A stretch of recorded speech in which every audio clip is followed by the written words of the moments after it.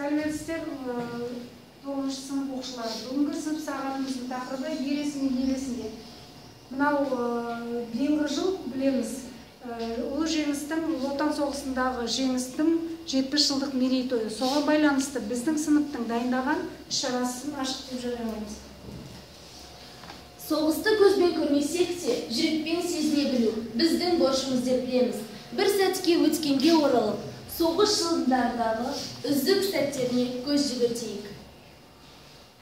Біз соғысты көрген жоқпыз, естідік. Соғыстан соң туғандарымыз етек жауып ес біліп, соғыс үні жетім болып, жесір болып тұратындай әлі бізге естідік. Осы Ұлы Отан соғысы жылдарында өзінің елге хатын өлеңмен жолдаған Тойшыбек атамыздың хаттарынан үзік сыр сыныптың орындауында. Белгісіз өткен өмір білінбейді, жүрегім елді ойласам дірілдейді. Ата-анам еске түссе қарауытып көзіме ешбір дүние көрінбейді. Жеткенше 8 жасқа еркін өстім, еркелеп қабырғаммен қауын кестім. Өткен соң дүниеден үлкен атам аштықтың уысына келіп түстім. 2 жыл ажалшылық болды қатты, ел ауып, ер азамат өліп жатты. Ажалсыз пенде кемін аман қалып, тағындым олжа бала деген атты. Өткен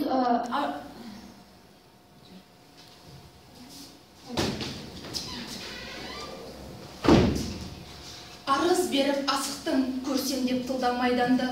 Жалғыз өзім жапырып салатындаймын ойранды. Таудай болып талабым майданның жетік шетіне. Жарақ берді қолыма, кірмейді қорқу ниетіме. Тамаша қылып қараймын, дұшпанның көріп қарасын. Қаза тапты оқ тиіп командир, орыс қасында орыс баласам. Аламат ұрыс басталды, көрсеңіз естен таңасыз. Мәжбүр болдық қашуға, ұрынып жауға тосынан. Қаза тапты оқ тиіп, командир взвод қасынан. Жаралы қылды оқ тиіп. Жаралы жамбасыма оқ тиді, қанағып жатыр жосылған. 42-ші жылындағы қарлы күздің аяғы, қалың біткен қарағайды аралай, қалың қазақ баласы жауға қарсы сайланды. Жарақтарын бойғалды, жалынды туған ерлерім, жау қамалын бұрғалы, жанасып жақын болғанда, ата-ана, пәлет, итжауыз, аямай оқты жаудыртты, айла таппай мейірлер, ажал жетіп сол жерде аманатын алып, тапсыратын күн жетті.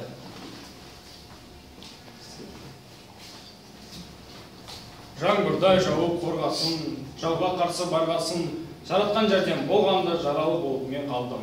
Жарамды байлап санитар, шыдатыр деп кеткені, баратын самбатта ойда қуат қалмапты. Бір Аллаға сыйынып, бір қарағайда паналап, бір өзім қалдым далада. Түнеуге осы жерге тура келді, туысқан ата-ана ойға келді. Тағдырдың жазуы болғаннан соң, табар кім бұл жұмысқа айланы енді.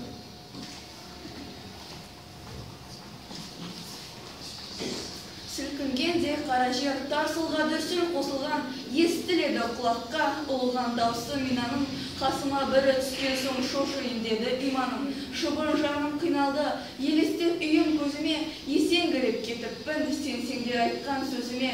Мұжи беріп не керек, көше сөздің тезіне, осыме сөз тоқтады тұтқынға түскен кезіме. Келгелі ребірген көркім болды, қайғыға қапаланып ішім толды. Жазамын шығарғалы ішін шерін, қаралы ақ қағазды оңды солды.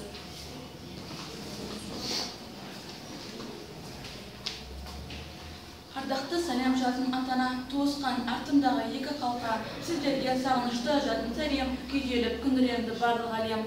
Бұл күнде басқан тұман ашылды ғой, жауыздан елін шетін ашылдық қой, түнеріп қара тұман басқан еді, ыдырап тұман серіп ашылды май. Сағынды бордайды жер бөлігін, құлпырған май айынды көк білемін, жел соқса жоғардан қоны шалқын, аңқитын жұпардайын қызыл бөлін. Ақ қағазды қаралайын, қалам алдым қолыма, көке жаңбырды сөкпеңдер, қалаңыздар ақтарлық, қараңғы түн ішінде. Келгітеп үйге ағам көңілдендім, салмақтан төбе басқан жеңілдендім. Жүрегім қуаныштан жарылғандай, жазудан аз ғана өлең ерінбедім. Хатыңды алдым бүгін Шабдуллаға, Жаппарға сізбен бізге болсын пана. Күткен күн қуанышты болып, жеткізген мұратыға Алла тағала. Аштың тоғы жаманның жақсысы бар, көктем күз мезгілдің де жасқысы бар. Жаппар хақ жарылғаса әжеп емес, аз күнді өткізбедік жан қысылар. Жас кезде дүние кезіп жүрген артық, кәрінің ел ішінде жүрген артық. Армансыз дүниеден болар едім, жүздесем сіздерменен тосым тартып. Көкем менен апама Дәрипаға, жолдаймын сәлемімді Шабдуллаға. Сәлем хат сағынышты жазмаға, тілекті қылғай қабыл Алла тағала, жүзіңді көрмегенге 4 жыл өтті, саламат дидарласар күн болар ма? Сөзімді қате деген айып көрсең, айтарға басқа сөзбен уақыттар, ағажан көңілінде қапалық бар, ер жігіт болсаңызда қаталық бар, жағдайың ардақтаған маған мәлім, үйінде түсінерлік ауқал қалың, бойыңа ішкен асың тарайды ма, ойласам қиялға алып мұның бәрін, қапалық жараспайды туған ерге.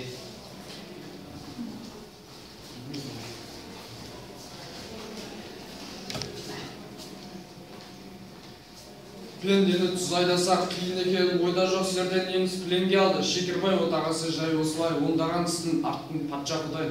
Аз бейнет көз ашқалы көргенім жоқ, белгісіз не болары бұдан бұлай. Жас жігерімді жандырдың, о дариға сұм жалған. Келімсіз көрсе жат жерде өтіп жатыр не арлан, әуелі ұрыс бастаған, неміс жанып, ауырдан, ақсақ шолақ соқырлар, босанғайсыздар сыстың тордан, жылаған пендем жуанып, ашылар маңдай бұл сордан. Міне бір ғана атамыздың жазған елге қатының өзіне біз қаншама мәлімет білдік. Одан бөлек біздің Ұлы Отан соғысында бір ғана атамыздың емес, яғни Досжүрек Нақанбек атамыздың ғана емес, жазған хаттарын біз теледидарда да көріп жатырмыз, тыңдап жатырмыз. Сонымен бірге ел есімде мына жерде біздің шығыстың қос жұлдызы Әлия менен Мәншүк апамыздың бейнесін портретін бердік. Одан қалса қазақтың қаһарман жауынгері 25 жылдай әскер қатарында жүрген қолбасшы болған кім екен? Момышұлы атамыз. Яғни ол кісінің де мынау тәртіпке бас иген құл болмайды деген сөзі бізде тайғатан басқандай болып отыр. Жалпы орыс тілінен аударғанда мынау біздің ұлы жеңісіміз әрі шаттыққа толы, әрі көз жасқа толы мереке. Жалпы ол соғысқа қатысқан ерлердің есімі кейбіреулер жас күйінде 20 жасқа жетпей, 25 жасқа жетпей мәңгі көз жұмса мәңгі жас күйін шығады. Ал кейбір азаматтарымыз қазір біздің арамызда жүр, 90-нан асып 100-ге келген ата әжелеріміз бар. Және тек қана осы соғысты жеңуге сол кісілермен бөлек ауылда тартуда қалған азаматтарымыз бен азаматшаларымыз денсаулығына байланысты бағанағы ер азаматтар мен жас балалар да өздерінің үлесін жеңіске дейін үлесін қосты.